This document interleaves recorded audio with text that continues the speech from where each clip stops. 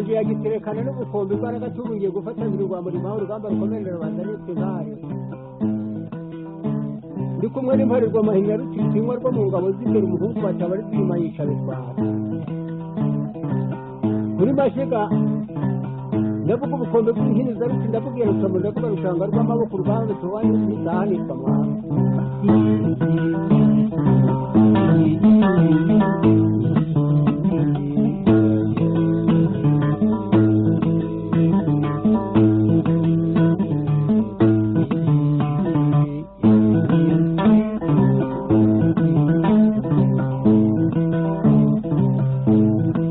Ngange rwayumba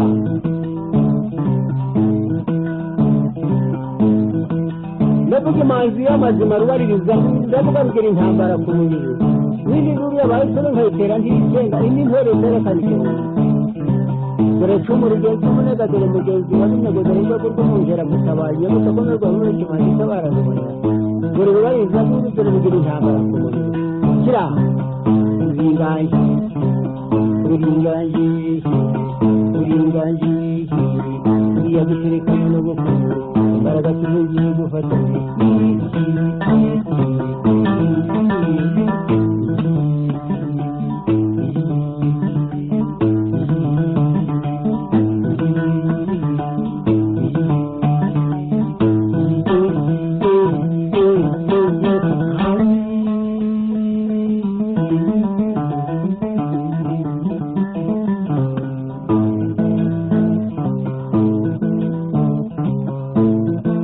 amazima ndiri bariza ndurugirigura intambara ku mubiri n'indi nkuru y'abahise nkayitera ndikenga indi ntore rutiyekana igihumbi ndavuga ubukombe nyamunini wa rusezera-mpunzi wasingiza wa rusimbi ndavuga umugabo rusenga w'imbaboro ndavuga uwa rugina inkataza kurekera niyo yarogwa amavuga usinga niba ashaka kurwana ageze mu nkomane za nyakarenga uze kuvuga imyaka ishema ryica ringanye n'ubukombe ry'amajuru naho mushobora ukazambara ibihingwe nahagize amashuri y'imisamuro ihindi ibere uyinganye uringaje rwayumba uringaje nyamunini uwa rusezera-mpunzi wasingiza wa rusimbi umugabo rusenga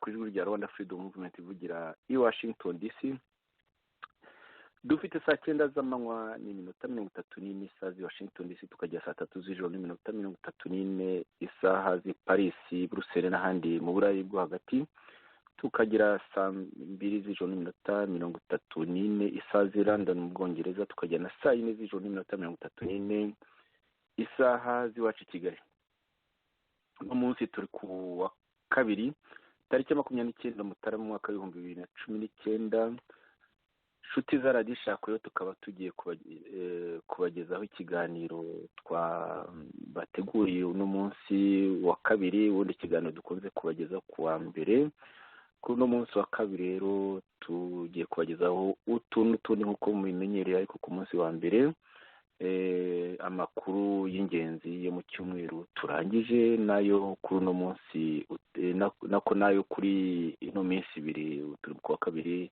ino minsi ibiri dutangiyemo kino cyumweru intego yacu nkuko musanzwe mubizi akaba ari yayindi gusingiza ukuri n'utwari tunamagana ikinyoma n'ubugwari muri kumwe nanjye Joseph Ngarambe wateguye ikiganiro mukaba kandi muri kumwe n'umutumirwa wacu dufatanyije ikiganiro Jonathan Musonera Jonathan Musonera rero akaba ari umwe mu bagize komite nkuru y'ishyaka Ishakwe Rwanda Freedom Movement akaba kandi ari n'umunyamabanga mukuru wungirije w'ishyaka ryacu Rwanda Freedom Movement nagira ngo rero ndebe niba yahageze mu kanya sinamubonaga Jonathan n'ubu ngubu simuruzi, sinzi igihugu ikibazo. kandebe kuko mu kanya ntabwo nari muruzi.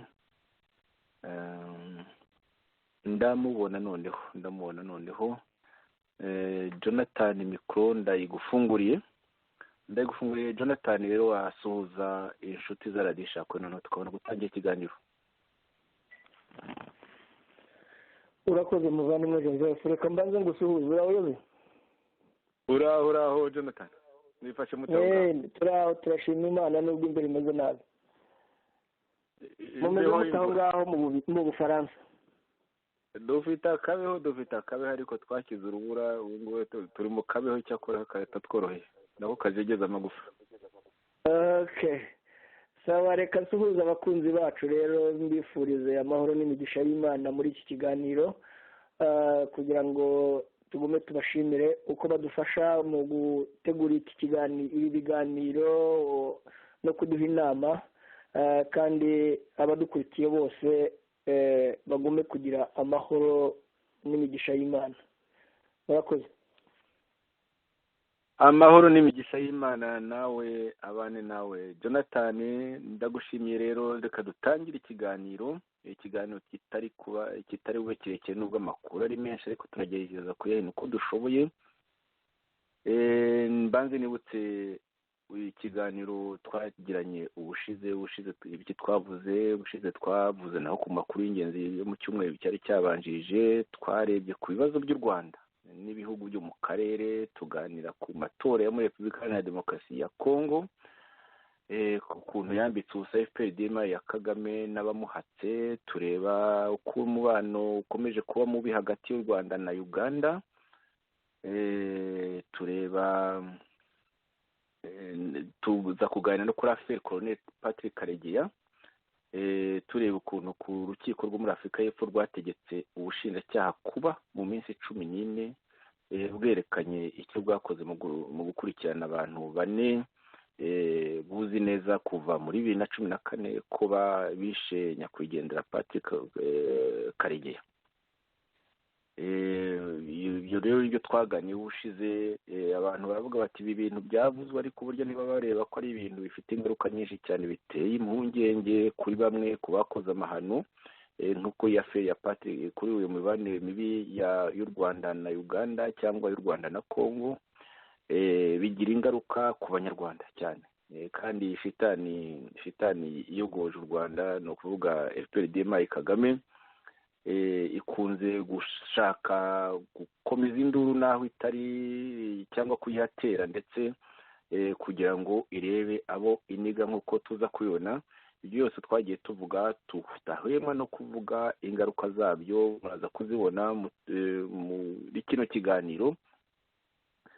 muri kano kanya rero kuri uno wa kabiri tariki 29 Mutarama 2019, ni ibiki twabateguriye muri ayo makuru yavugwaga mu cyumweru gishize, ndetse akaba amwe akomeje kuvugwa muri kino, cyangwa se havutse n'andi. inkuru ya mbere tugiye kureba ni ukuntu FPRDM ikomeje kirana n'amateka y'igihugu.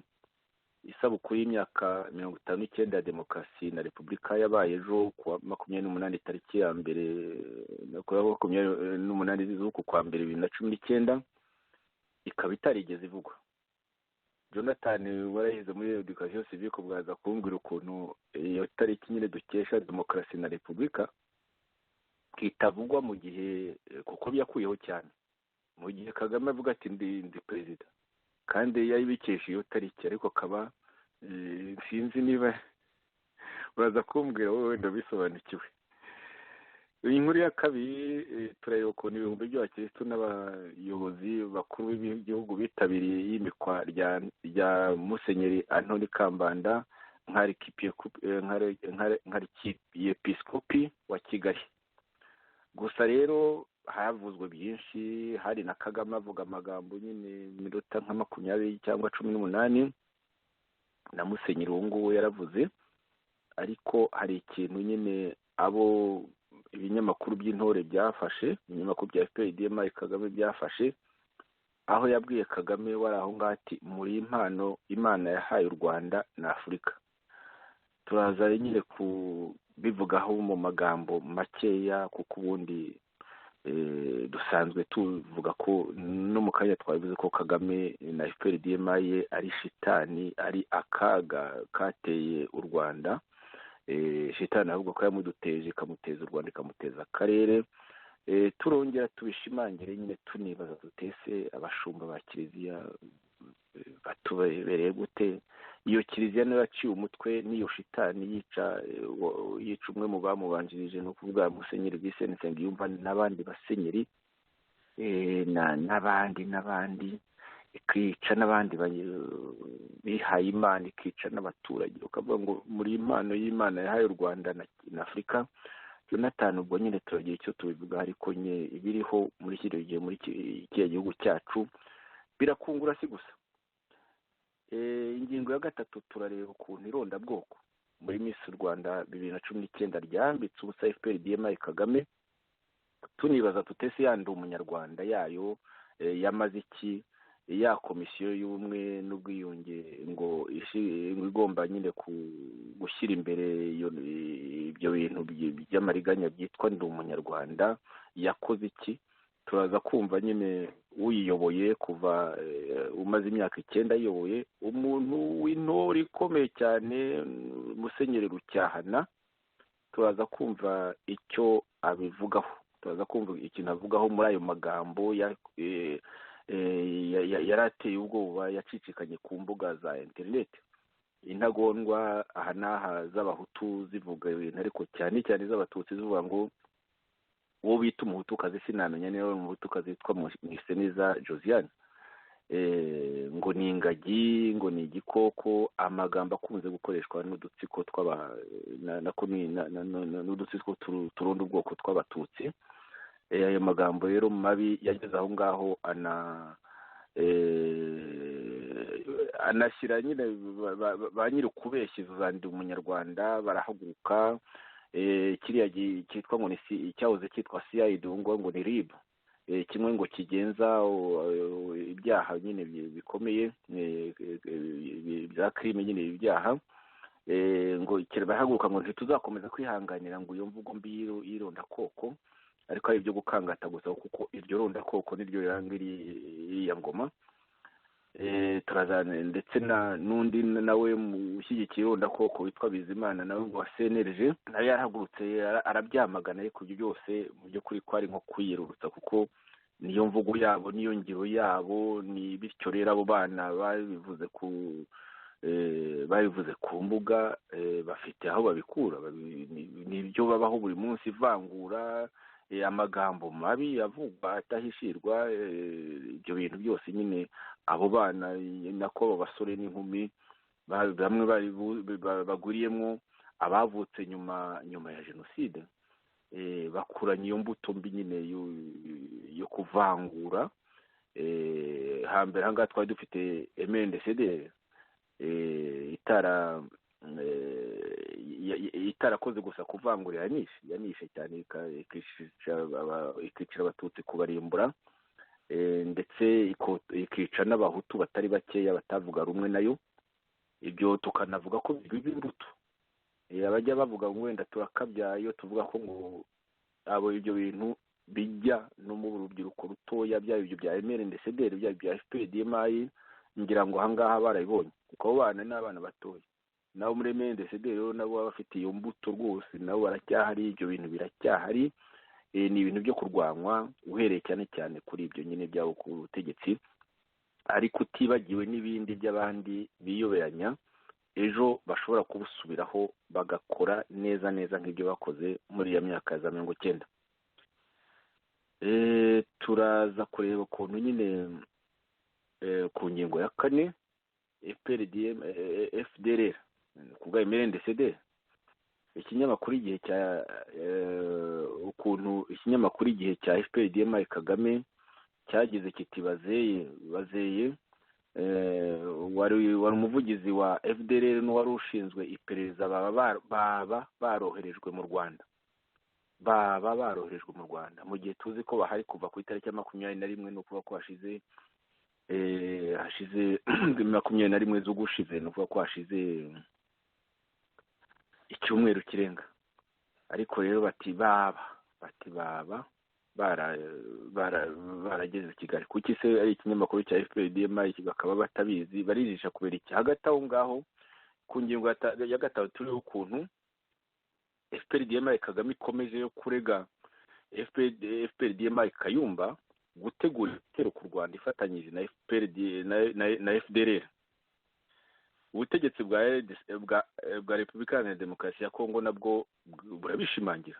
Noneho bwari bihagurukiye nabwo burashimangira yuko ngo Kayumba Nyamwasa n'ingabo ze ngo bafatanyije na FDLR ngo biteguye gutera u Rwanda, ndetse ngo ibyo bintu bakaba batabyihanganira, bo n'abanyekongo bakaba batabyihanganira ngo kubera ko nyine ngo byangiza amasezerano mpuzamahanga biyemeje kubahiriza. Bakaba ejo bundi ku itariki ya 18 minisitiri ushinzwe ingabo wa RDC yarandikiye MONUSCO ayisaba ubufasha ngo ku bantu bari babonye ngo bagana muri Kivu y'Amajyepfo baturuka za Masisi, ngo bakeka ko nyine ngo bari baje gufatanya n'ingabo za Kayumba ngo tere u Rwanda, ngo MONUSCO nibafashe kubahashya. Ngo ibyo bintu barabizi neza, ngo bafite amakuru kuva bafata abo ngabo barafuruje bazeye n'uwari ushinzwe iperereza Colonel Théophile Bega, ngo kuva bafata nyine ngo babonye amakuru rwose ngo adashidikanywaho ko ngo ku bufatanye na RNC na P5 ngo biteguye gutera u Rwanda, bityo ngo bakaba batabyihanganira. Ibyo bintu byabaye urujijo.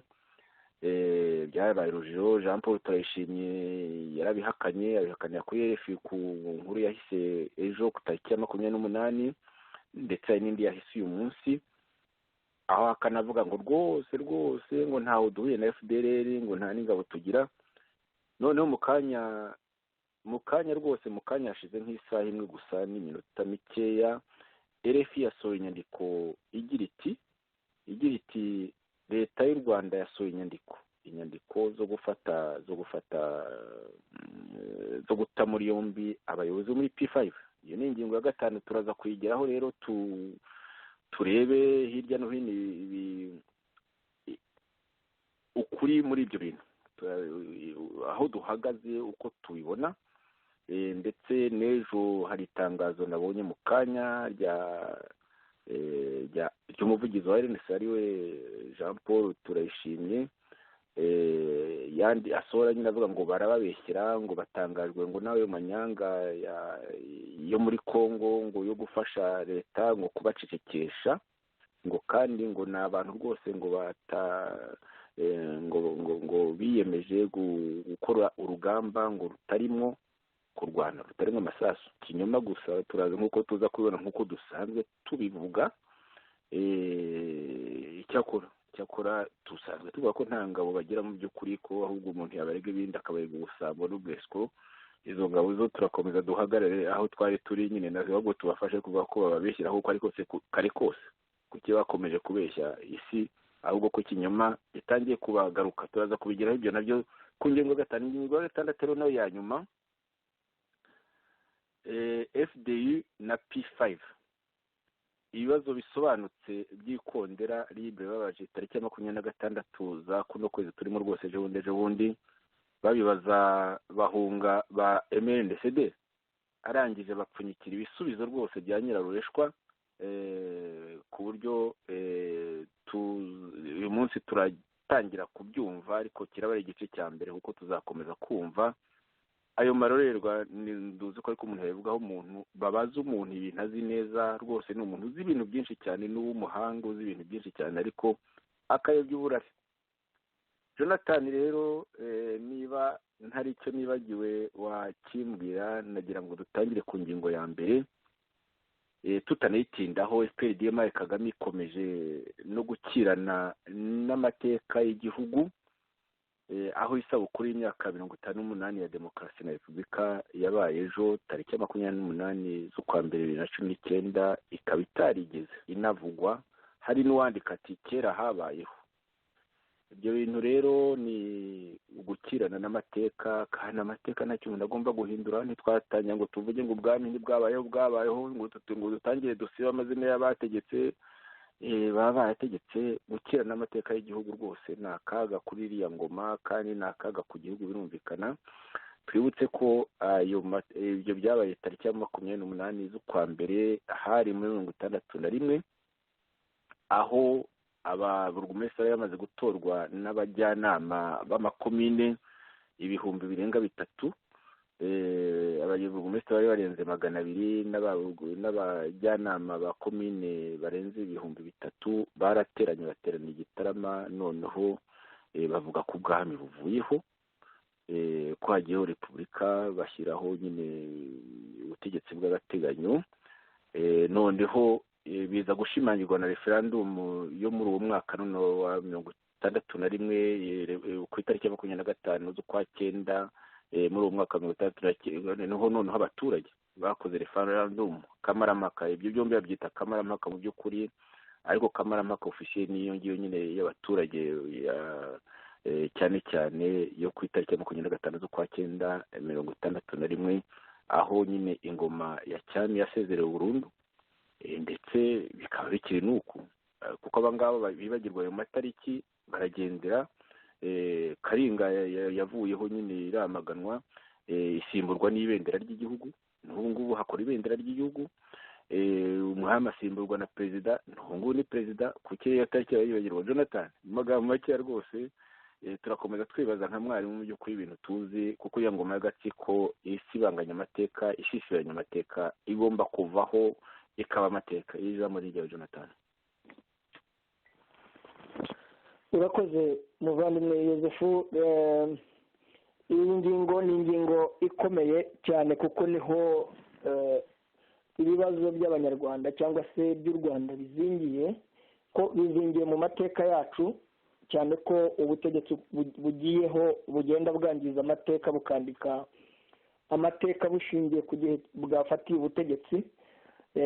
Ariko ubundi amateka y'igihugu yaba meza yaba mabi arandikwa kandi ntasibangana, cyane cyane noneho nk'aya matariki yagiye agaragaza uburyo ubwami bwabayeho, uburyo habayeho kamarampaka, uburyo hashinzwe leta muri uyu mwaka w'1961 muri uku kwezi kwa mbere ku itariki 28 no kuri 25 z'ukwa 9 muri uyu mwaka. Nibyo Joseph, ndibaza rero ko nibyo Jonathan, nibyo ndibaza ko Kagame yewe ntabwo namutindaho kuko ni umusazi, nta muntu muzima ubundi uhindura amateka y'igihugu, naho tubibona mu mateka yandi y'isi mu bihugu byagiye bigira amateka y'intambara, bigira abategetsi babi bagiye bakora intambara bagakora na jenoside nka Hitler n'abandi. Ariko Kagame waratangaje, we amateka ye atangirira mu kwezi ku itariki ya mbere z'ukwezi kwa 10 nako nawe ntayemera, kuko iyo ntambara yatangirijwe na General Fred Gisa Rwigema. Uwo yaramwishe arangije asibanganya n'amateka ye. We amateka ye atangirira muri 1994 mu kwezi kwa 4 ku itariki 7 ari wo munsi wabaye mu mateka akomeye y'u Rwanda. Hakozwe jenoside yakorewe abatutsi mu kaga gateye ubwoba. Kagame nawe agasahurira muri ayo maraso, akaba ariho ashingira noneho amateka y'u Rwanda ko ari aho ngaho atangirira.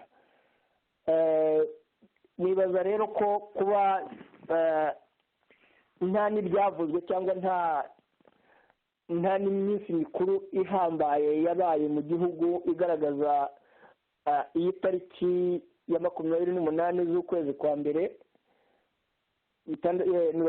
muri uyu mwaka, ntihagire ikivugwa.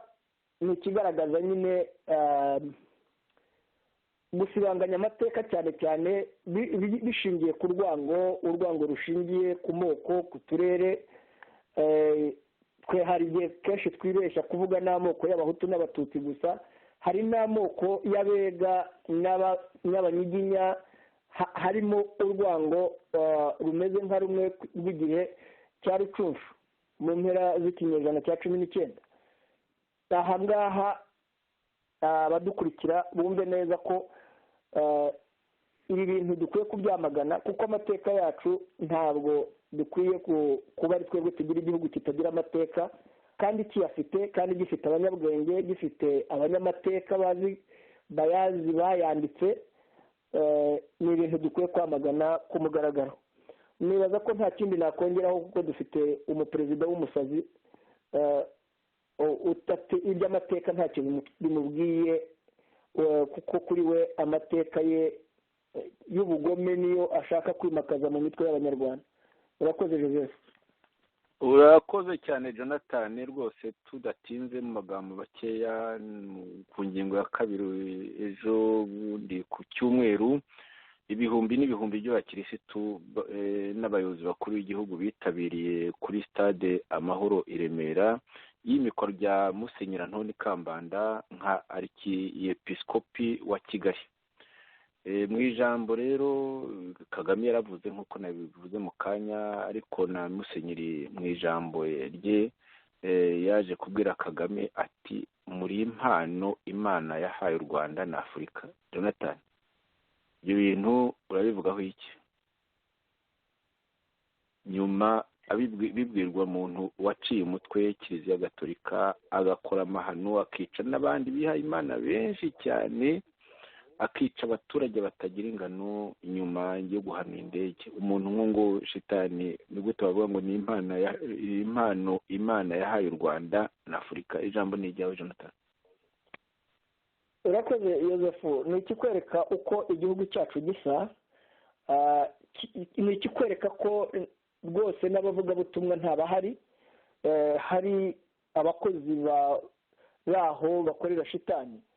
Kagame ni shitani, ntabwo ushobora kumujya imbere ngo uvuge ngo ni impano Imana yahaye u Rwanda. None se u Rwanda, Imana yahaye u Rwanda impano y'abarurimbura? Ahubwo ni akaga shitani yateje u Rwanda, kuko uyu muyobozi mukuru w'abepiskopi wa Kigali Antoine Kambanda ni umuntu w'umunyabwenge ubundi, ariko mu buryo butangaje ni umuvugabutumwa, ni umuntu wihaye Imana.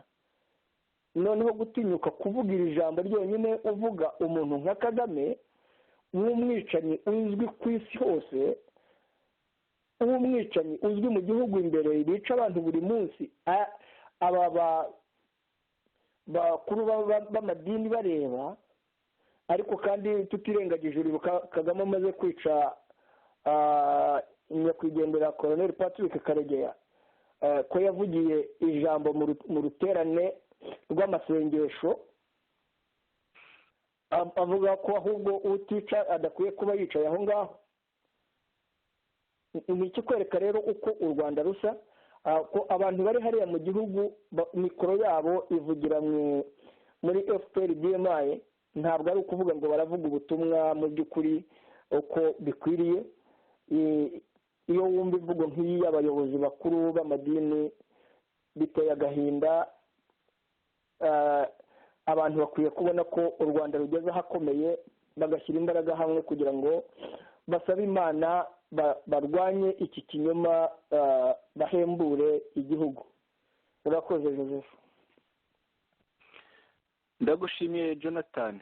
Nk'uko ubizi hashize iminsi ibiri gusa u Rwanda rubonye Miss mushya wa 2019, nyine umukobwa nyine ngo uhagarariye umuco n'ibindi nk'ibyo ngibyo. Baratoranyije mu bakobwa 20, havamo umwe birumvikana nyine witwa izina rye yitwa ni mwiza, nk'uko nyine yatowe kubera ubwiza nyine bw'imbere n'inyuma, niko ngo baba nibyo ngo bakurikiza. uwo mukobwa rero yaratowe, ariko hari n'abandi benshi bari kumwe nawe barimo uwitwa Josiane Mwiseneza. Josiane Mwiseneza ngo wanabaye Miss Populaire, nyine wagize popularite nyine kuko yari afite abantu benshi ku mbuga nkoranyambaga bamushyigikiye. uwo Josiane rero yagize ibyago bikomeye. Ni umukobwa ukomoka mu giturage cyo muri za Kibuye hariya, ni ukuvuga muri provinsi yo mu burengerazuba iya za Kibuye, mu giturage. Yaje rwose ngo n'amaguru iki cyose abantu baramwikundira, bavuga bati ni umuntu rwose ufite umuhate, ni umuntu ndetse ngo ufite n'impano itagira uko isa, ufite igikundiro, niko benshi bamuvuga bamukurikiye. Yaje nyine kuba ari we mu by'ukuri ukundwa n'abantu benshi cyane, ariko biza no gushyushya imitwe cyane cyane y'irondakoko, aho bamwe bafashe akayira, harimo n'abamushyigikiye cyane cyane bumvise abo ngabo barondakoko b'abatutsi bavuga ngo ni n'umuhutukazi, ngo nta kuntu ngo yagombye no gutinyuka kujya aho abandi bari, ngo kuko ngo tingi kumwe bakunda kuvuga abahutu, ngo ni mwene Kayibanda, ni ingagi, amagambo akunze gukoresha ku bahutu ntuyayobewe Jonathan. Ibyo byose byarakoreshejwe muri kiriya gihugu kivuga ko ngo cyageze ku bumwe n'ubwiyunge, kikaba gifite na komisiyo imaze igihe. Ndaza ku komisiyo ngo y'ubumwe n'ubwiyunge, reka ndebe igihe yagiriyeho kandi ishyirwaho n'itegeko nshinga. Komisiyo y'igihugu y'ubumwe n'ubwiyunge yashyizweho n'itegeko nshinga rya Repubulika y'u Rwanda ryo mu mwaka w'1999, ni ukuvuga ko hashize imyaka 20. Iyo komisiyo ishyirwaho hagamijwe gushyigikira gahunda ya Ndi Umunyarwanda no kubaka ubumwe n'ubwiyunge mu banyarwanda nyuma ya jenoside yakorewe abatutsi mu 1994. Abayiyoboye harimo Dr Habyarimana Jean Baptiste waje no kwibera umunyamabanga nshingwabikorwa. Hakaba hariho n'ukiriho yirambyeho cyane, ni ukuvuga Musenyeri Rucyahana wahoze ari n'umwepiskopi wa Kiliziya Anglikane, akaba yaratangiye kuyobora iyo komisiyo y'ubumwe n'ubwiyunge muri Mata 2010. ni ukuvuga ko hashize imyaka 9 ayoboye. Jonathan uwo muntu rero w'intore ikomeye cyane. Reka mvuze iby'iyo komisiyo, ariko uwo muntu ni emblematike, uwo Musenyeri cyane wayoboye ni emblematike. Reka nawe ntange gato umwirondoro we. Yavutse mu 1945, ni umukambwe ufite imyaka 70, ubu ngubu ni 3. Akaba nk'uko nabivuze mu kanya yarabaye umusenyeri wa Kiliziya Anglikane. Amashuri, ni umuntu wahunze 1959 muri revolution, nk'abandi batutsi benshi. Ntekereza ko ari umututsi, ndumva ari umututsi.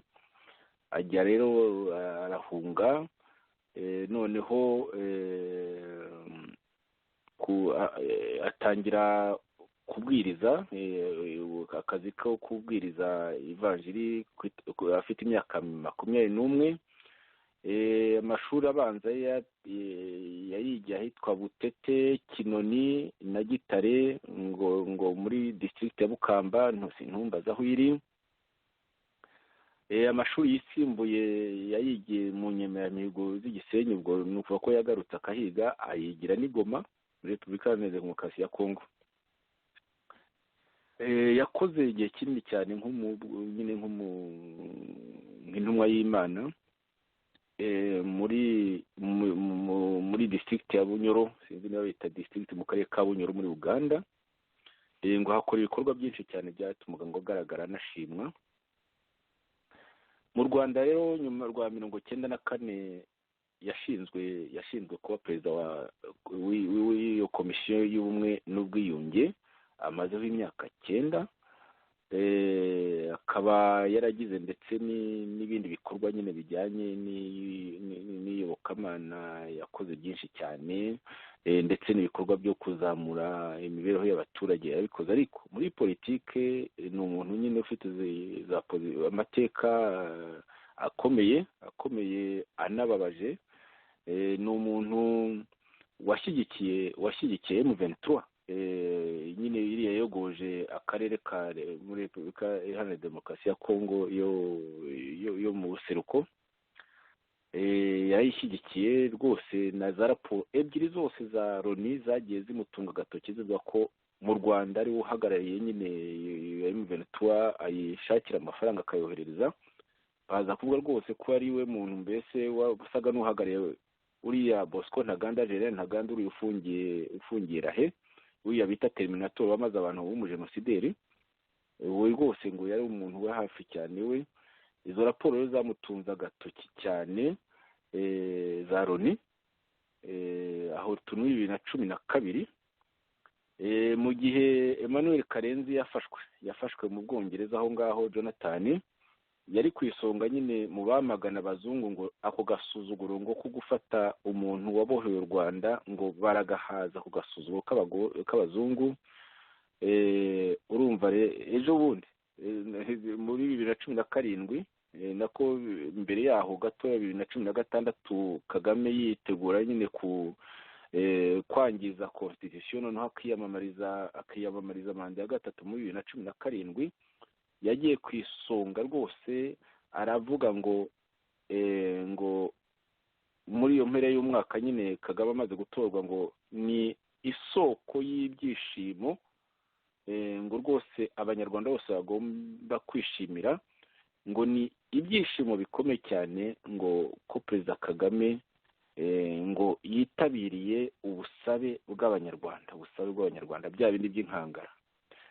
Jonathan yongera ngo wumvise uwo musenyeri uwo ari we wabuze uti byapfiriye mu iyobokamana, mu kanya uriho uvuga Kiliziya Gatolika, ariko uyu we arahebuje. Uwo mushya wenda twizeye yuko azikosora, ariko uyu nguyu Rucyahana wumvise ko ari intore ibuze Kalashnikov gusa, ariko agafasha abafite Kalashnikov bakoze amahano. Hagati aho ngaho rero urumva ko ari ushinzwe iyo komisiyo y'ubumwe n'ubwiyunge, amazeho imyaka 9. Batutse rero umwana w'umukobwa, bavuga ngo uko ari umuhutukazi, ariko sinanabimenya, ariko niko bavuga nyine ngo ni tingitingi, ngo ni reka. Rero Jonathan ntagutindiye mbanze nkumvishe rwose agaklipe k'umunota umwe, kuko nakubwiye yuko izo za CID, icyahoze ari CID nako kisigaye cyitwa RIB, cyahagurutse nyine kikavuga ngo ntibashobora kwihanganira ibyo bintu by'amacakubiri, ngo bazashaka ngo ababikoze bigeza nkana. Mu by'ukuri amacakubiri nibo bayabiba. Barahagurukiye CNRG, umunyamacakubiri mukuru cyane uriya ngo nyine ngo witaye kuri jenoside no kubacika cumu, se wo muri CNRG Teribizimana, nawe ukorera w'intore mbi mu by'ukuri, utababaye nawe wacika cumu na gatoya n'ibyo bya jenoside bosoye. N'abantu nyine mu by'ukuri umuntu yakwita ngo kiba batafite umutima ukunda igihugu, badafite ibyo byandi umunyarwanda n'amagambo gusa. Ariko rero reka twumve gatoya nyine aho ejo bundi bibatamarije, byashakuje abantu bibaza bati iki gihugu turimo ni igihugu cy'abantu bataho ironda koko, noneho riri mu rubyiruko rw'abantu bavutse nyuma ya jenoside, ruguyemo abantu bavutse muri jenoside, dore ko baguriye ku mbuga nkoranyambaga bagakoresha amagambo ateye ubwoba, mbese nk'ay'abahutu b'abasederi Jonathan, ariko noneho ibikoreshwa n'abasederi nyine b'abatutsi cyane cyane b'urubyiruko.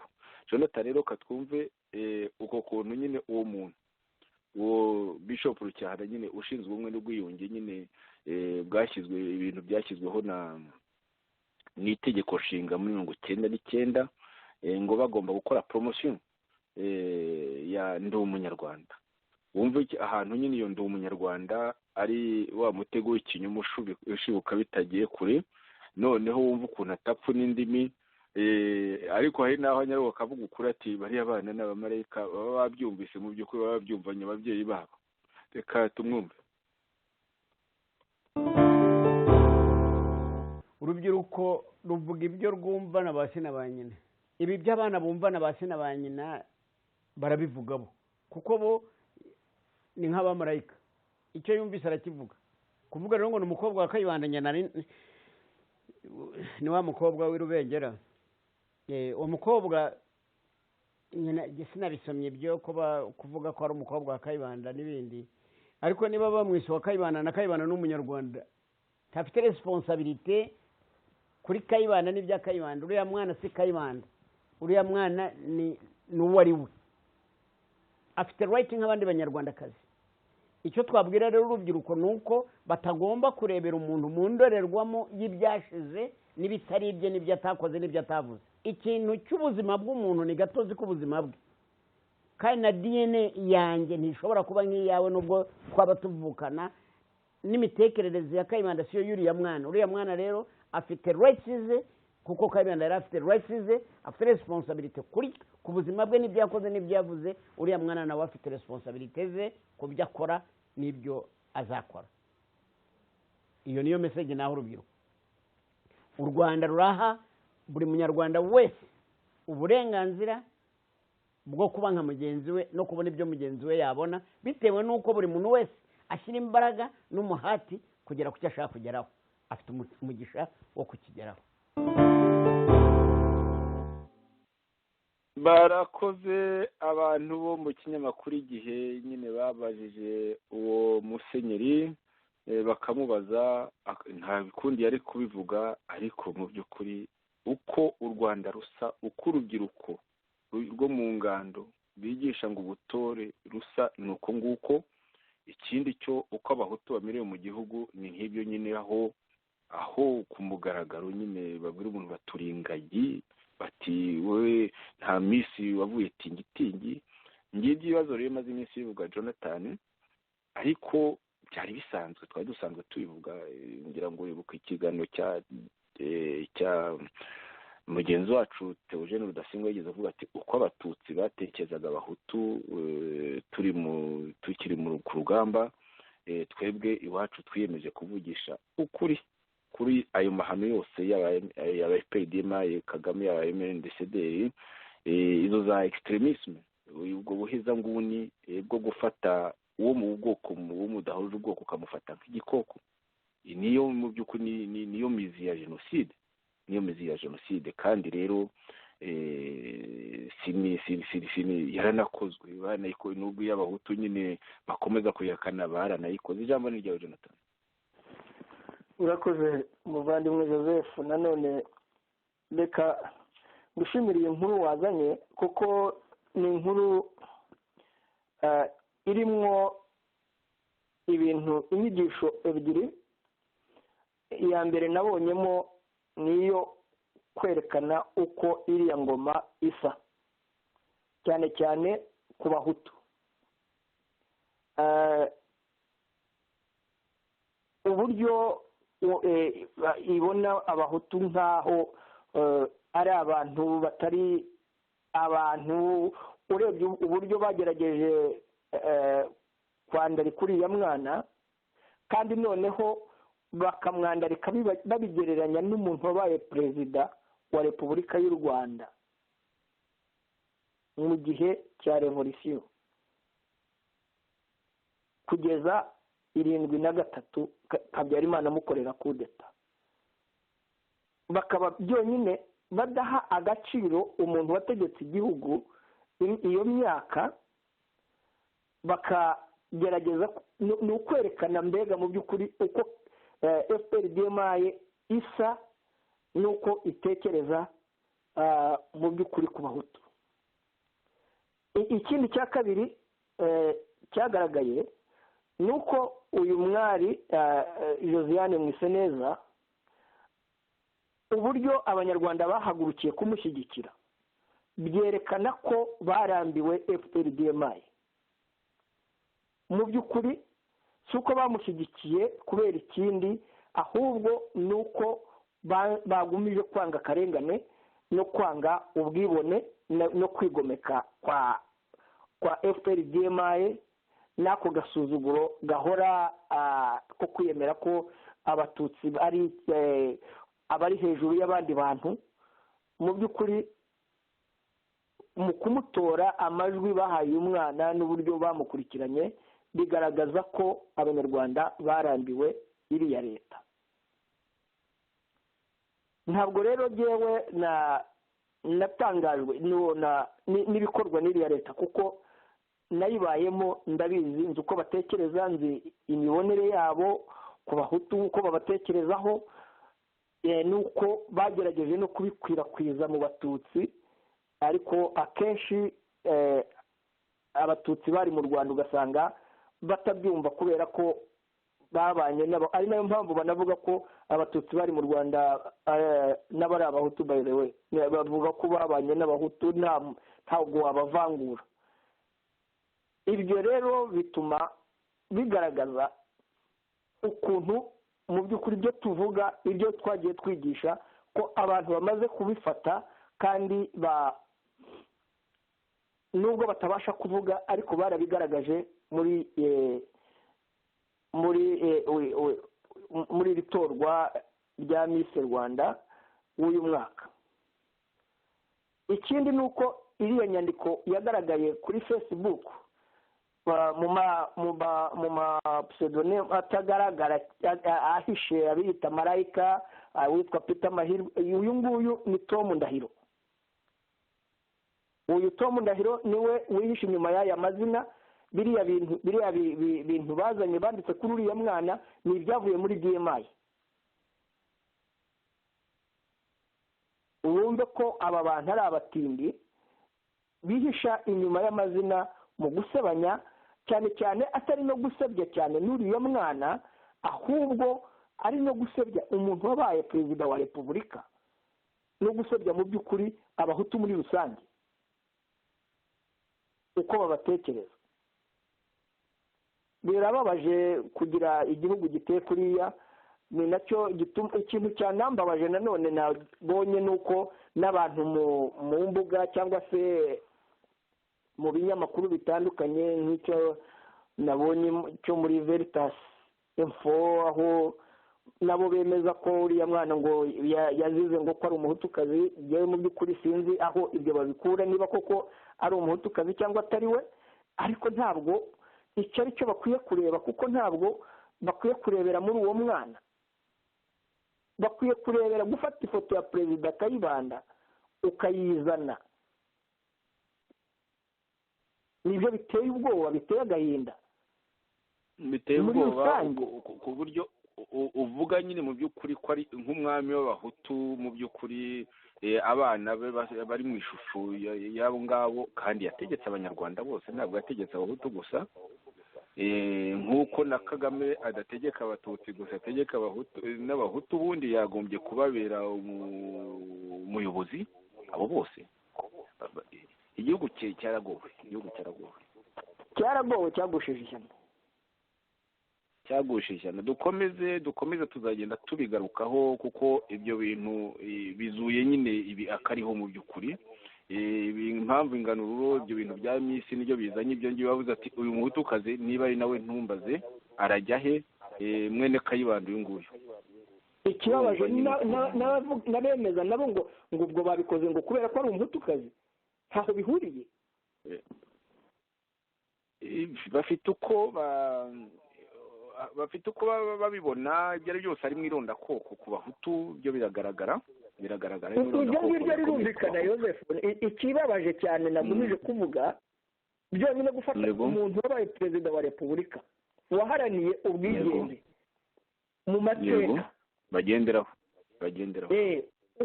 ukamuzana kuri iriya foto y'uriya mwana, ni ikigaragaza uko berekana mu by'ukuri uko mbega bagereranya abahutu. Ntabwo ari ikibazo cyane cy'uriya mwana uko bagereranya abahutu n'uko bababona. Si ikibazo cyane bagombye kukireba ku mugani, bakava cyane kuri uwo mwana bakareba ikibazo muri rusange, imizi yacyo y'urwango rw'ubwoko. rw'ubwango rw'ubwoko rwose. Bakaba ari byo batindaho, ntibatinde kuri ibyo bintu ngo byo gutora uyu nguyu, kuko no mu batutsi babaye n'abatutsikazi 100 watoranyamo umwe, babaye abatukazi 100 watoranyamo umwe.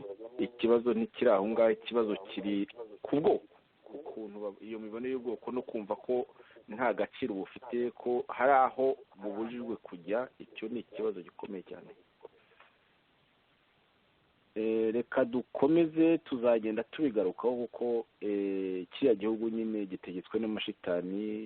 Ni abantu baronda ubwoko, ntibagarukira gusa no ku bwoko bw'abahutu n'abatutsi.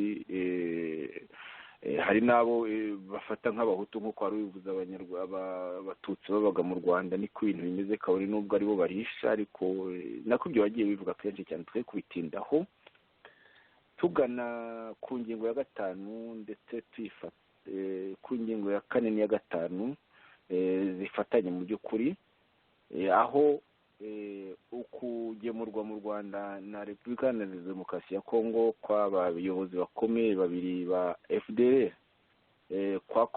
gukomeje kugirwa ibanga, kabone n'ubwo nk'umuvandimwe umwe muri bo witwa Ruhumuriza, umuvandimwe wo witwa Laforge Bazeye, we yakomeje kuvuga ati, atakamba hirya no hino mu binyamakuru avuga ati ari mu Rwanda, kandi kuba batavuga ko bafite bishobora kuba bibangamiye ubuzima bwabo.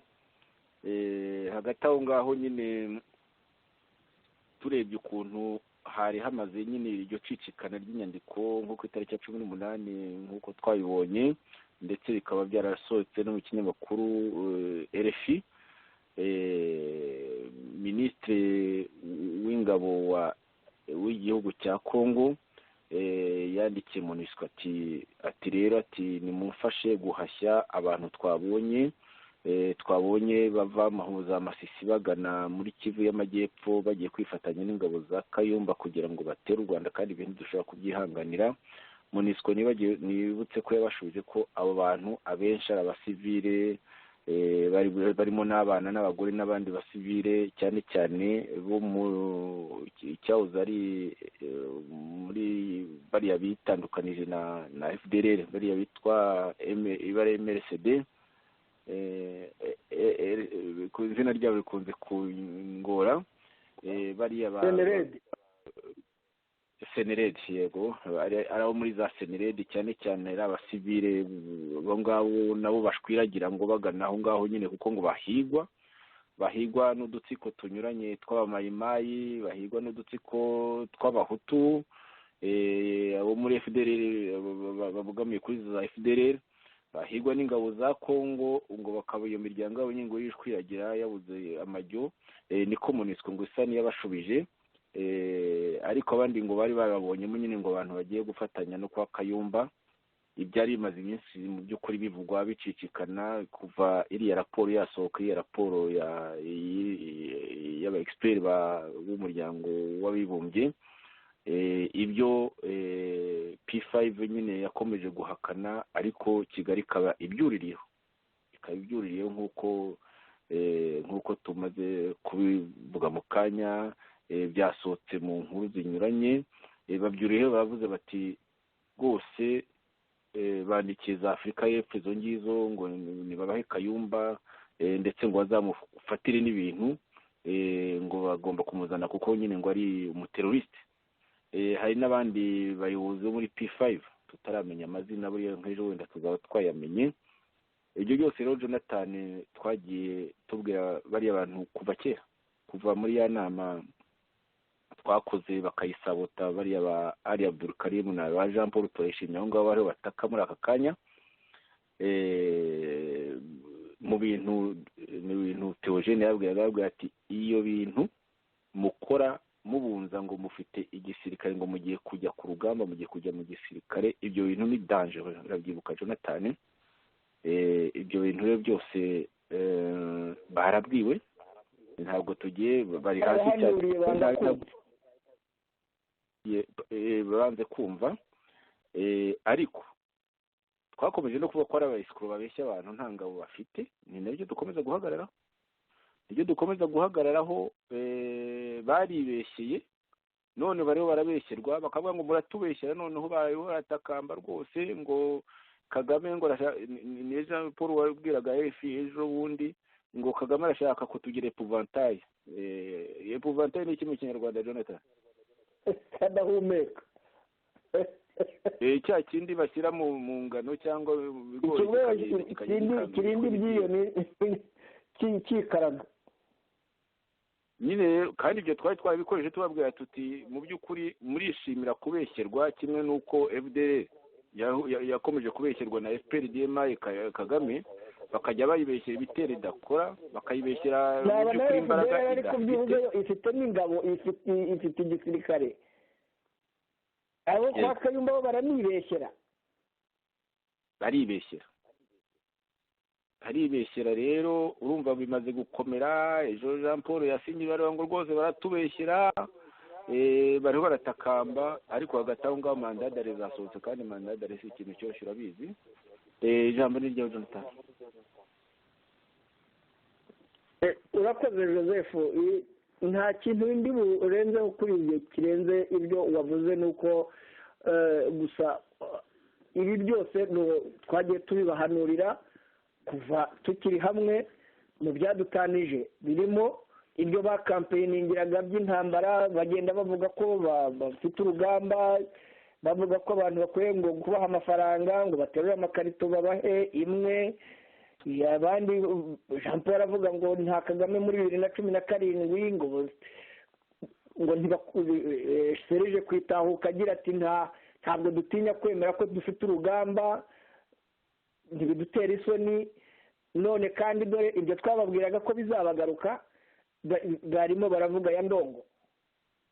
Ibi rero ni ikibazo gikomeye cyane, gikomereye opozisiyo, gikomereye abanyarwanda muri rusange, bagiye babeshywa tubabwira. None nimurebe aho ibibazo bigeze. Kagame yagiye ikoresha Kagame na EDMI bagiye bakoresha RNC na P5 nk'uko nyine bagiye bakoresha FDLR, bavuga ngo ubu Kagame ashobora kuba ashaka nanone kujya muri Congo ngo akurikiye RNC na PSN na P5 na FDLR. none amaze kugira nabo abagiye wari umuvugizi no gusahura no kwica impunzi z'abanyarwanda.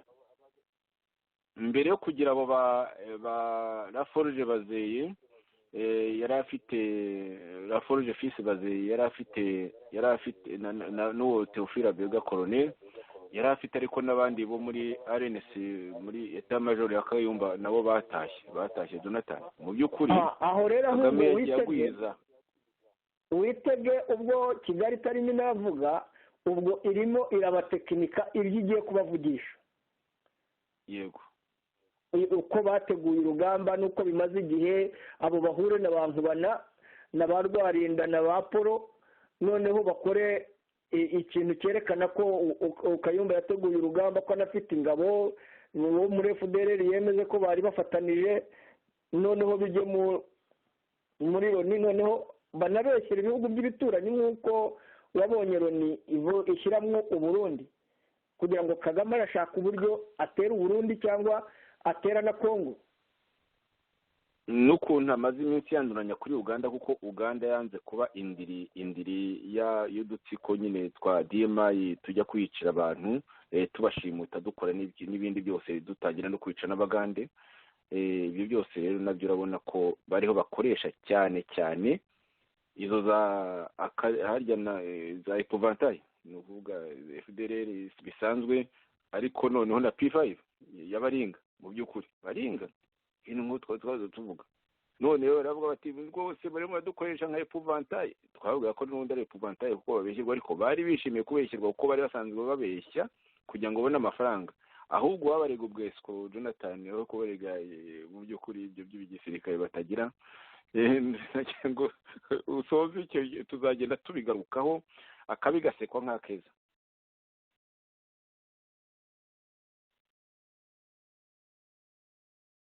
Jonathan, ubanza ubuze reka ngushake,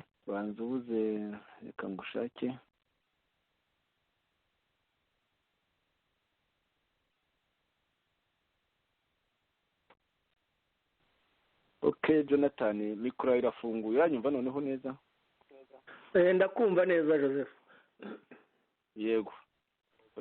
Uranyumva nawe? Niyo babarega ubwesikoro kuko bambuye impunzi, ndakumva neza. Bambuye abanyarwanda benshi amafaranga menshi cyane, bamwe bagiye batanga ibihumbi 100 by'amadolari cyangwa amayero, barabambura, bajya kwikorera ubucuruzi. Ibyo nabyo twagiye tubivuga ariko tuzahera tunabigarukaho, tubashinze ibyo bintu by'ubujura bikomeye cyane no kubeshya rugamba n'ingabo batagira. None bibagarukanye, bariho baravuga ngo rwose ngo ntaho duhuriye na FDL. Niko itangazo rya Jean Paul rivuga. Uribuka kuri radiyo Itahuka badushimuse ko yari yarabaye radiyo ya FDL yirirwagaho, birirwa bamamaza ndetse bamaze ibitabo byangeze. Jonathan, ijambo ni ryawe. Urakoze muvandimwe Joseph. Nagira ngo rwose mbwire abatwumva ko ibi bintu twabihanuye mbere y'uko dutana, twagiye tubigaragaza, ibiganiro byose uko twagiye tubivuga, inama twagiye tubaha, tubereka ko ibyo bintu barimo babeshya batazabishobora, ari ibintu by'ubwesikoro byo kwiba abanyarwanda no kubeshya, kandi ko bizabagiraho ingaruka mu gihe imiryango mpuzamahanga izabafata nk'abaterorisite. None dore ubu ngubu nibyo birimo biba, ahubwo abantu bagakwiye kubibaza Kayumba na P5 bicara bibeshyera kugira ngo babashe uburyo babona imisanzu iva mu banyarwanda, babeshya ibintu badashoboye, babeshya ibintu batazakora, ahubwo barimo bateza ibibazo no kwangiza ibyagakozwe na opozisiyo. Ubu ngubu ingabo za Kayumba zaratashye, Tamajoro yaragiye, iri i Kigali yakoreraga DMI Kagame, Tamajoro ya FDLR yaragiye, iri i Kigali. Abanyarwanda rero nibategereza ibigiye gukurikiraho n'ibyo Kagame azakurikiza nyuma y'ibizatangazwa n'izo ngabo zatashye. Ni akaga gakomeye, abanyarwanda bakwiye kwitonda, kuko ibinyoma by'abantu biyita ko bari muri opozisiyo barwanya iriya leta, ko abenshi ari ukubeshya, ahubwo ari uburyo bwo gusahura abanyarwanda. Nibaza ko iki kiganiro tuzagikomeza ubutaha, mu twihanganire kuko dufite ingingo nyinshi, yego, ingingo nyinshi zo kuvugaho, ariko nibaza ko tuzazikomeza. Nagira ngo wenda abadukurikiye rwose babyihanganire, tuzagikomeza. Murakoze. Tuzagikomeza Jonathan. Inshuti muduteze amatwi, mukomeje kumva utuntu tundi two kuri tariki 29 z'ukwa mbere 2019, aho dukomeje kubagezaho amakuru yo mu cyumweru turangije n'ayo mu ntangiriro za kino turimo, mu ntego yacu rwose yo gusingiza ukuri n'ubutwari, tunamagana ikinyoma n'ubugwari. Nagira ngo rero tugane ku musozo ku ngingo ya 6, FDI na P5. FDI na P5, aho ikinyamakuru Ikondera Libre cyabajije ibibazo bisobanutse bahunga ba MNDCD, akatanga ibisubizo bya nyirarurishwa rwose, bya nyirarurishwa, icyo Jonathan bita rwose langue de bois. Langue de bois ni ibintu bikomoka muri ibyo bihugu byahoze ari by'abasosiyaliste, za Polonye, ariko cyane cyane iryo jambo langue de bois ubanza bayita double talk aho ngaho iwanyu.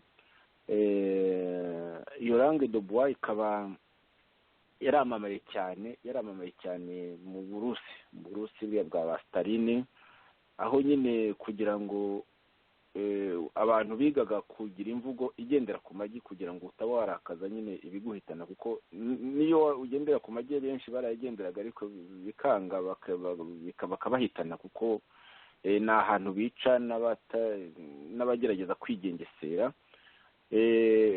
Icyo bita langue de bois ni ukuvuga mu by'ukuri ugakoresha imvugo ituma ukubaje mu by'ukuri ntacyo yumva, ukamucenga akareba aho ajya, ikindi cyo ugakora ku buryo utiteranya cyane cyane nawe ukeka ko bakugwa nabi. Bikunze kuvugwa mu banyapolitike ariko by'umwihariko byavugwa muri iyo ngoma y'abasoviyete.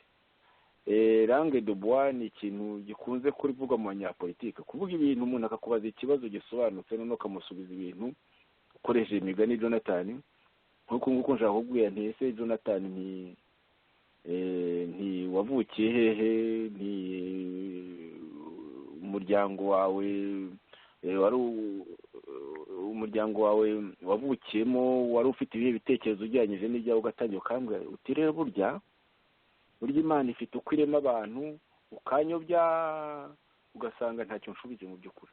Kandi uti navukiye aha ngaha, data na mama twatekerezaga kimwe ndetse ibitekerezo mfite ni nk'ibyabo cyangwa se nk'ibyabo, ibintu byoroshye ukabigira bireba ugatangira ngo burya Imana ifite uko irema abantu, bamwe barema mu ibumba rikamera gutya, ugatangira kuvuga amagambo nyine ayobye.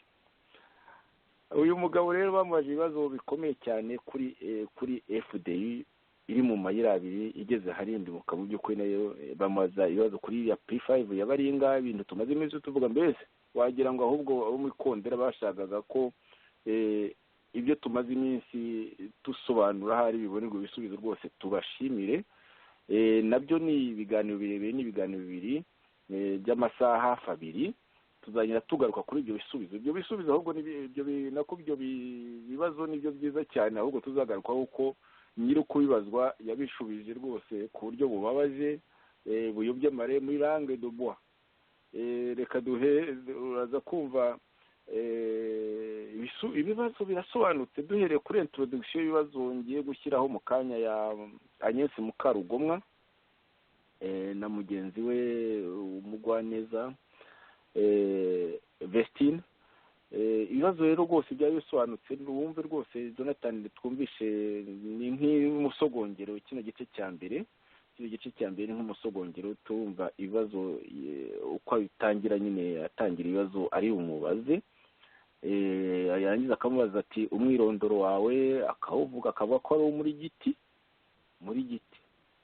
ariko nyuma yaho kumva ukuntu nyine ariyo mu wa mbere bakomeye cyane kuri Kayumba Nyamwasa wayogoje igiti itarakoze jenoside y'abahutu, ariko ikaba FPRDM yarayogoje ikica abahutu ikabarimbura. Ibyo byose rero tukoze jenoside y'abatutsi, itarakoze jenoside y'abatutsi, ariko FPRDM ikaza kubakora jenoside y'abahutu. Urakoze. Reka tubanze twumve uko Agnes Mukarugomwa atangira nyine abaza ati, nko kubaza ati ese ikibazo kiragira ati FDI inkingi iri mu Rwanda cyangwa iri mu magereza yo mu Rwanda? Ikibazo gikomeye cyane Jonathan, kuko uzi ko muri za deba mu mpaka zagiye zigirwa kuva kera, kuva FDI itaranashwanyuka, bamwe baravuga bati mu gihe dufite wenda umuyobozi ufunze ntashobora gukomeza kuba umuyobozi, ahubwo dukora ubuyobozi budafunze, bityo tuzamubohoze tubohoze n'u Rwanda. Biramo no gucika ibice. None ubu ngubu bafite ibyo bibazo byose nabyo bakirana nabyo, ariko noneho basigaye babazwa n'ibibazo nyabyo. Ati FDI inkingi iri mu Rwanda cyangwa iri mu magereza yo mu Rwanda? Aha rero uyu munsi ntabwo turi bwumve ibyo yashubije byose, kuko ni byinshi cyane, tuzagenda tubigarukaho, ahubwo turaza kugarukira ku mwirondoro we uza gukurikiraho. Reka nshyireho ibyo bibazo uko nyine yatangiye. FDI inkingi iri mu Rwanda cyangwa iri muri prison zo mu Rwanda? Iki ni ikiganiro twagiranye na Bwana Bahunga Justine. Bwana Bahunga Justine akaba ari vice perezida wa kabiri w'ishyaka ritavuga rumwe n'ubutegetsi FDI inkingi. Iri shyaka rifite Madame Ingabire Umuhoza ho umukuru w'ishyaka. Vice perezida wa mbere akaba ari Boniface Twagirimana, uherutse gushimutirwa mu buroko kugeza n'ubu akaba yaraburiye irengero. Uyu Bahunga akaza ari vice perezida wa kabiri. Uretse uyu Boniface Twagirimana ndetse bamwe bemeza ko yaba atakiriho, FDI inkingi ifite abandi barwanashyaka barimo Sylvain Sibomana, umunyamabanga mukuru w'ishyaka FDI inkingi, ari mu buroko. Fabian Twagirayezu ushinzwe ubukangurambaga ari mu buroko. Gasenga Leonire umubitsi wungirije ari mu buroko. Graciane Sabiyaremye wungirije ushinzwe igenamigambi muri FDI inkingi ari mu buroko. Theophile Ntirutwa umuhuzabikorwa wa FDI inkingi mu mujyi wa Kigali ari mu buroko, Venant Abayisenga umuhuzabikorwa wa FDI inkingi mu ntara y'Iburengerazuba ari mu buroko, Norbert ufite amahoro na Evode Mbarushimana bari mu buroko. Hari ngo n'abagombaga kugezwa imbere y'ubucamanza ntibyaba kuko ngo iseru muri gereza yabyitambitsemo, maze ibimpamvu yerega ngo n'akabi gasekwa nk'akeza. Hari gusa Madamu Victoire Ingabire niwe wafunguwe ku mbabazi za Perezida wa Repubulika, bamwe bavuga ko nawe nta mudendezi afite nko kumva ko buri cyumweru agomba kwitaba inzego z'ubuyobozi.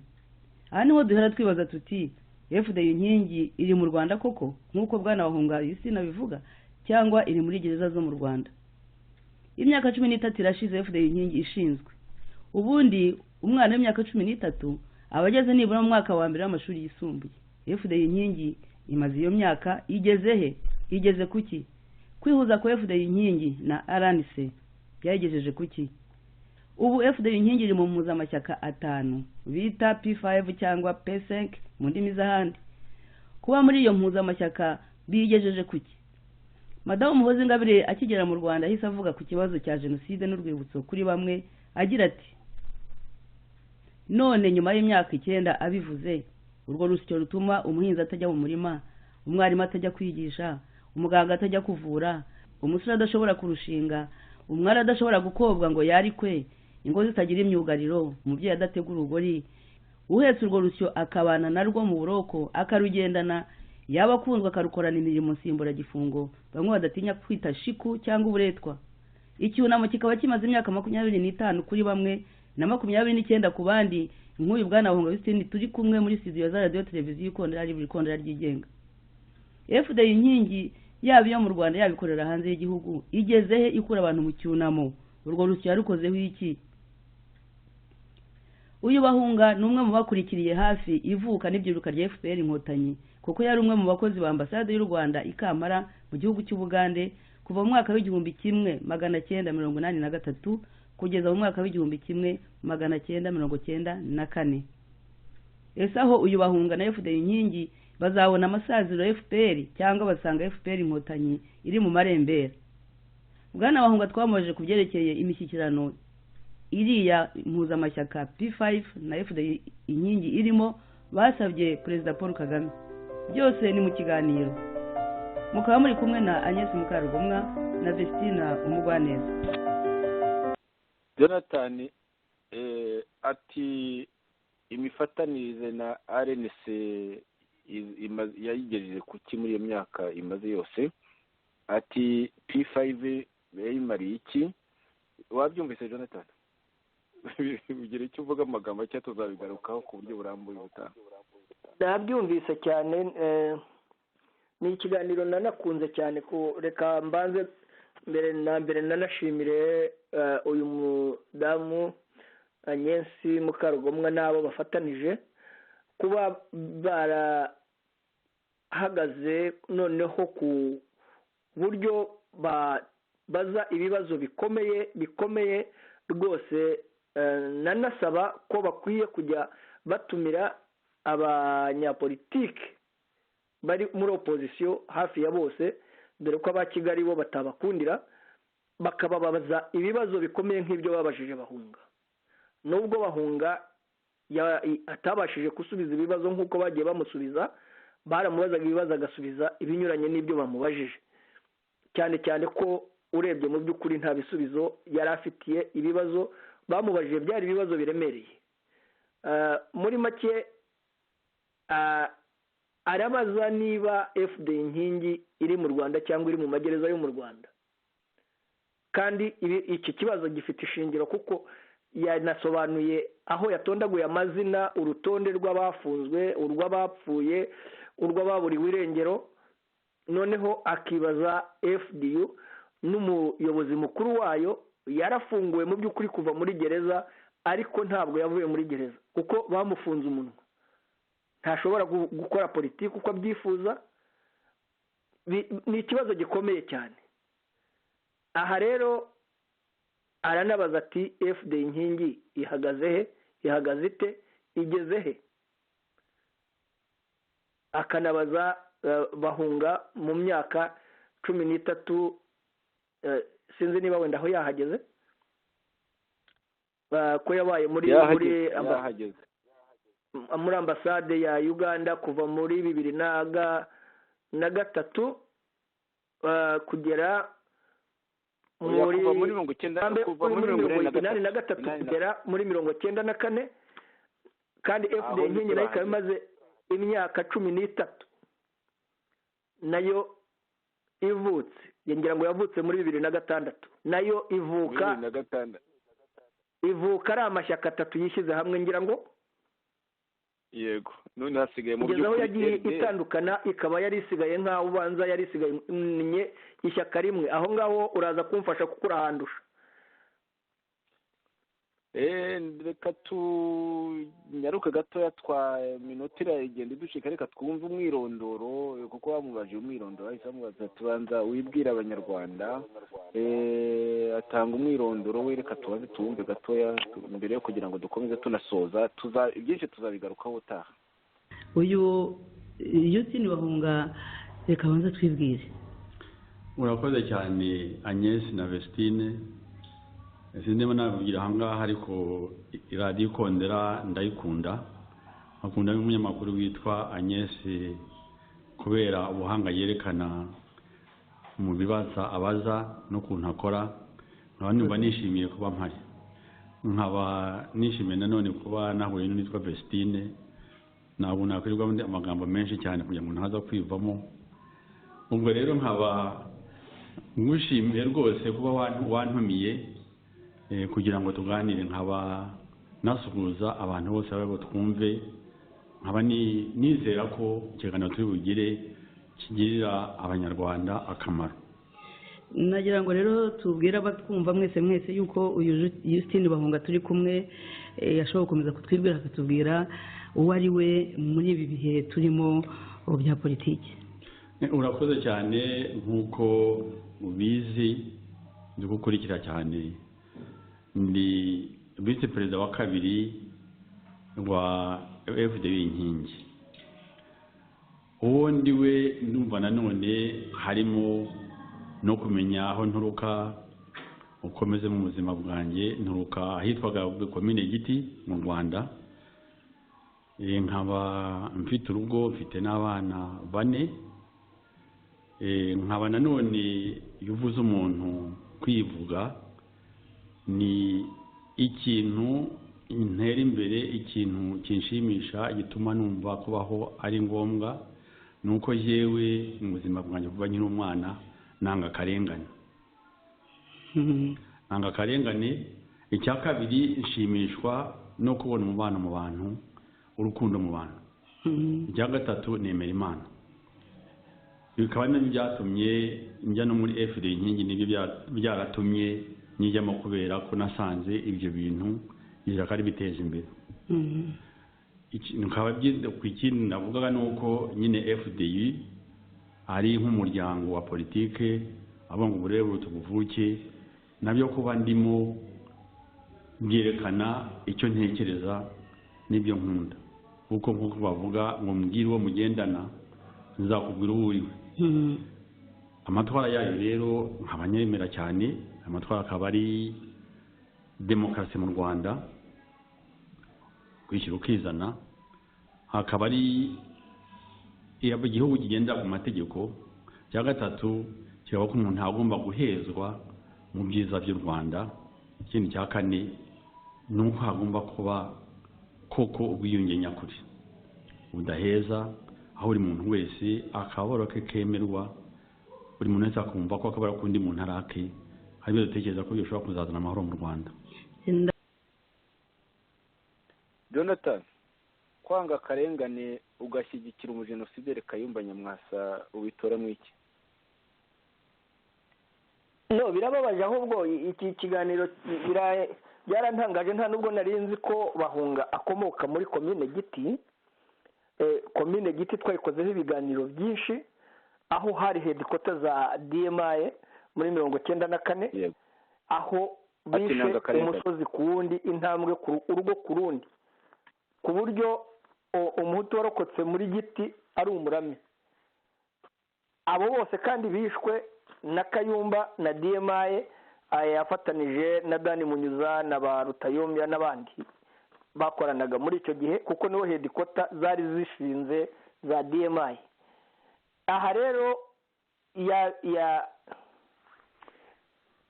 mu mwirondoro we yabivuze birantangaza, noneho nongera gutangazwa naho yavuze ngo umbwire uwo mugendana, ngo nzakubwira uwo uri we. none se ubahunga ugendana na Kayumba, uwo ari we tuvuge ko ari umwe na Kayumba, kandi yarangiza akagira ati nanga akarengane, nanga ubugizi bwa nabi, nkunda umubano, nkunda urukundo, kandi nemera Imana. Ugasanga ibi bintu birahabanye kuko mu bintu hano mu by'ukuri bavuga ni ibinyoma gusa. Iki kiganiro cyamushyize hanze rwose. Joseph, nifuza ko twazagikoraho ikiganiro gikomeye dufite umwanya uhagije, mu by'ukuri atari muri aya masaha dushiranye ya nyuma, muri minota ya nyuma. Ukunze rwose uyemereye wareka ukazagikora ubutaha kuwa mbere. Ndakwemere rwose, ndakwemere Jonathan. ngira ngo watangiye kumva biriya bya langue de bois habamo no kuyobya uburari, kandi ni n'umudiplomate aranabizi, kuko abantu b'abanyapolitike n'abadiplomate ntibakunze kubarwa nyine mu bantu bafite ikoranabuhanga muri iyo mvugo kenshi ihabanye n'ukuri, ikunze kubeshya, yanavuga ukuri akavuga agace gatoya cyane k'ukuri, ubundi umubaza cyangwa umusiganuza nyine akamuha ibisubizo mu by'ukuri bitafite icyo bimumariye. Hari za tekinike zo gutangira, abanyamakuru bavuze rwose bavuga wumva ko ibibazo bya Agnes bisobanutse, bifite injyana bisobanutse, ariko bakitangira ati nkunda Ikondera, nkunda Agnes, nkunda Vestine. Wabyumvise Jonathan? Nabyumvise. Ndabakunda kugira ngo nyine abayobye nyine be kuza kubaza. Icyakora baramubajije nk'uko tuzabibona, ntabwo batezutse ku nshingano bari bafite zo kumubaza nk'uko yari yabituranye. Baramubajije, arangije asubiza tapfuna indimi, anyura hirya no hino. Bamubaza ibi bya P5, bamubaza ibi bya Kayumba na jenoside, ntacyo batamubajije Jonathan. Ariko nitwe tuzasubiza mu yandi magambo. Tuzumva hamwe na hamwe ahantu nyine, kuko ukuntu ajya mu magambo menshi cyane, ntabwo twamena amatwi y'abakunzi baradishaka tuyashyiraho yose. Tuzashyiraho ibyo bibazo by'abadamu ko birasobanutse, hamwe na hamwe tuzagenda dusubiza ibisubizo bye nyine, twerekana ukuntu ari langue de bois. Noneho dutange ibisubizo nyabisubizo. Nagira ngo Jonathan ngushimire kino kiganiro, tuwarengeje n'amasaha twari twateganyije. Nk'uko rero wabisabye, tuzagaruka kuri ino ngingo nyine, kuri iki kiganiro hagati ya Ikondera Libre, Ikondera Info Libre na Justine Bahunga ba MNDCDR. Icyo kiganiro tuzakigarukaho rwose, kuko kirimo ibyo bya P5, kirimo ibyo by'urugamba no kutagira urugamba. Mu yandi magambo bavuga batese bati ubu ntacyo mwagezeho, ku ibyo mwasezeranije abantu bose mutabigezeho. Aho nyine we avuga ngo rwose ngo ntawe tukitaba jenosideri, sibwo bwa mbere nabivuze. Niba rero icyo cyazanye FDI, twebwe ngira ngo Jonathan nzakwibutsa ko ari twe twasinyanye na FDI, ibyo twasinyanye turabizi. Ntabwo twasinyanye kuvuga ngo tuje koza abantu jenoside na gatoya, ariko ngo rwose ngo ntawe tukitaba jenoside. None se ko babyita n'umwana mutoya nk'uriya Josiane Mwiseneza, nkanswe abantu bakuru nk'abo nyine urumva ko ibintu nta rwose wagira ngo bariya abanyapolitike wagira ngo nabo bataye umutwe. Jonathan rero ngushimire inshuti mwarimu duteze amatwi cyari ikiganiro utu n'utundi two kuri ino tariki ya 29 z'ukwa 2019, aho twabagejeho inkuru zinyuranye zo mu cyumweru gishize no muri kino dutangiye. Twarebye ukuntu FPRDMA Kagame ikomeje no gukina n'amateka, aho ejo ku munsi ku isabukuru ya 58 ya demokarasi na repubulika byabaye nk'aho itigeze ibaho. Ibyo turabyamagana kandi iyo tariki ntizibagirana. Tugomba gukora ku buryo iyo igaruka mu minsi mikuru cyane ikomeye ishinga repubulika y'u Rwanda. Twarebye mu ngingo ya kabiri ukuntu abakirisitu bagiye kwimika archevêque wa Kigali. Hari byinshi byahavugiye, ariko ijambo yabwiye Kagame ngo muri impano Imana yahaye u Rwanda na Afurika twarigaye, tuzakomeza kurigaya. Twarebye ukuntu mu itorwa rya Miss Rwanda wa 2019 FPRDMA Kagame rwose yataye akambaro, bya bindi byandi umunyarwanda ngo na komisiyo y'ubumwe n'ubwiyunge, aho bajya babeshya ngo bamaze kugera ku bwiyunge kuri za 95% za 80 n'ibindi ku ijana, ko byose ari amagambo gusa. Dore ko n'urubyiruko rwavutse nyuma ya 94 rwasabitswe n'ingengabitekerezo y'irondakoko, aho ku mugaragaro umuhutu bamufata nk'igikoko bagafata umukobwa nk'uriya bakamwita ingagi n'ibindi nk'ibyo ngibyo. Twumvise umwe mu bacurabwenge biriya ngoma, ni ukuvuga Musenyeri Rucyahana ushinzwe iyo komisiyo ngo y'ubumwe n'ubwiyunge ibeshya ko ngo ibikora, aho nawe yari y'indimi akavuga ngo ibyo bintu ni bibi rwose, ngo kwita uwo mwana ngo bakamwita Kayibanda ngo ni bibi, ariko niko bigishwa. Ariko yavuze ati babivana mu babyeyi babo. Mu yandi magambo rero, iriya ngoma yaratsinzwe ku buryo bwose mu bintu byose. Ni ingoma y'agatsiko, ni ingoma y'irondakoko, ni ingoma y'ibisambo. Tuzakomeza kwirwanya. Ku ngingo ya kane twarebye ukuntu muri FDLR nyine bikomeje kumera nabi, n'ubundi ntiyari iriho, ariko noneho n'abayobozi bayo bakuru babajyanye mu Rwanda, aho ndetse Kigali iriho mu gufatanya na Kongo ku buryo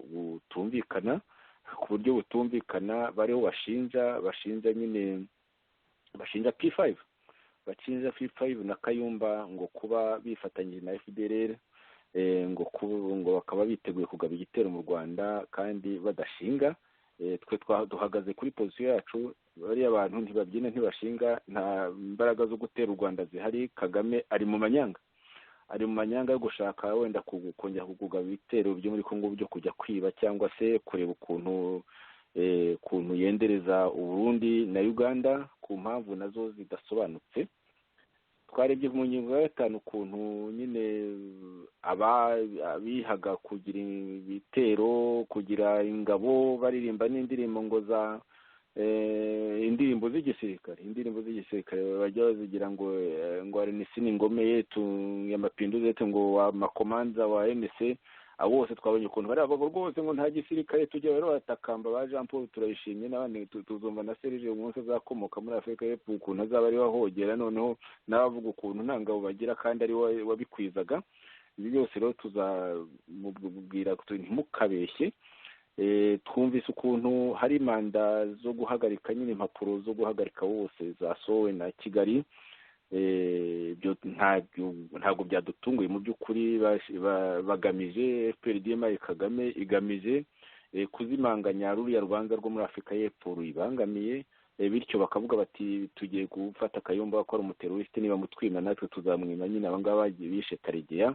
Nibyo ubona mu by'ukuri bagamije ni amanyanga nk'uko bisanzwe. Twarebye ukuntu FDI na P5 nyine hari ibibazo byabajijwe bahunga akabihunga, ariko tuzabisubiza ko babaje ibibazo rwose turabibashimira. Ibibazo bigomba kubazwa, bigomba ibisubizo, kandi buryo ubajije ibibazo burya n'ibisubizo biba biri bushoboke. Ariko iyo ukomeza kubeshya ntuwibaze ibibazo cyangwa ntubaze ibibazo uko bigomba kubazwa, nta mahirwe n'abatoya yo kugira ngo habeho iterambere. Nshuti rero turabashimiye, mwari kumwe nanjye Joseph Ngarambe hamwe na Jonathan Musonera. Ijoro ryiza aho bwije ndetse aho bwakeye, umunsi mwiza.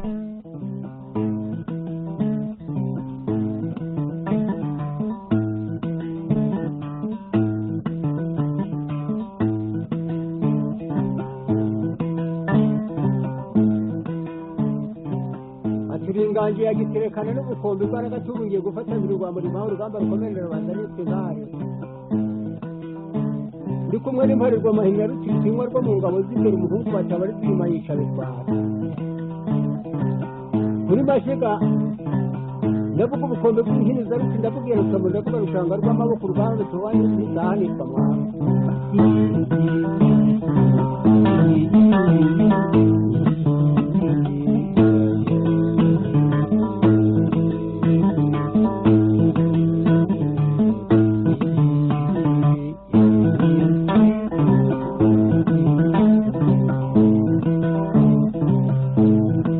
Ngange rwayumba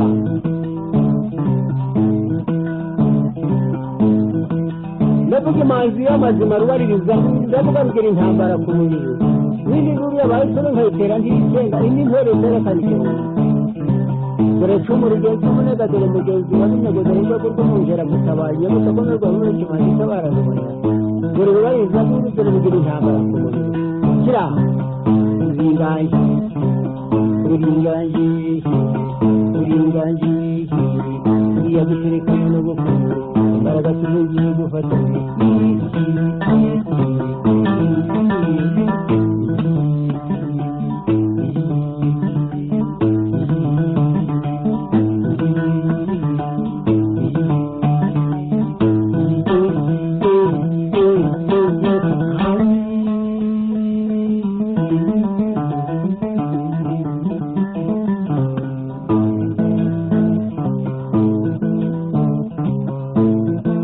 amazima ndiri bariza ndurugirigura intambara ku mubiri n'indi nkuru y'abahise ngayitera ndikenga indi ntore rutiyekana igihumbi ndavuga ubukombe nyamunini wa rusezera-mpunzi wasingiza wa rusimbi ndavuga umugabo rusenga w'imbaboro ndavuga uwa rugina inkataza kurekera niyo yarogwa amavuga usinga niba ashaka kurwana ageze mu nkomane za nyakarenga uze kuvuga imyaka ishema ryica ringanye n'ubukombe ry'amajuru naho mushobora ukazambara ibihingwe nahagize amashuri y'ubutaka ihindi bene uyinganye uringaje rwayumba uringaje nyamunini uwa rusezera-mpunzi wasingiza wa rusimbura umugabo rusenga